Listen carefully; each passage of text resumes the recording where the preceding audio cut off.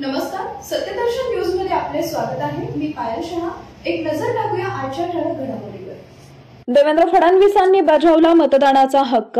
महाराष्ट्रात विधानसभा निवडणुकीसाठी आज मतदान होतंय। आज सकाळी 7 वाजल्यापासून राज्यात मतदानाला सुरुवात झाली आहे। राज्याचे उपमुख्यमंत्री आणि भाजपाचे ज्येष्ठ नेते देवेंद्र फडणवीस यांनी आपला मतदानाचा हक्क बजावला। नागपुरात दाखल होत त्यांनी सहकुटुंब मतदान केंद्रावर जाऊन आपलं कर्तव्य बजावलं। यंदाही देवेंद्र फडणवीस हे विधानसभा निवडणुकीच्या रिंगणात आहेत। ते नागपूर दक्षिण पश्चिम मधून विधानसभा निवडणूक लढवत आहेत। यावेळी देवेंद्र फडणवीस यांनी मतदारांना आवाहन केलं। लोकशाहीचा उत्सव चाललेला आहे। या उत्सवामध्ये मतदान हा केवळ आपला हक्क नाही आहे, ते आपलं कर्तव्य देखील आहे, तो आपला अधिकार देखील आहे।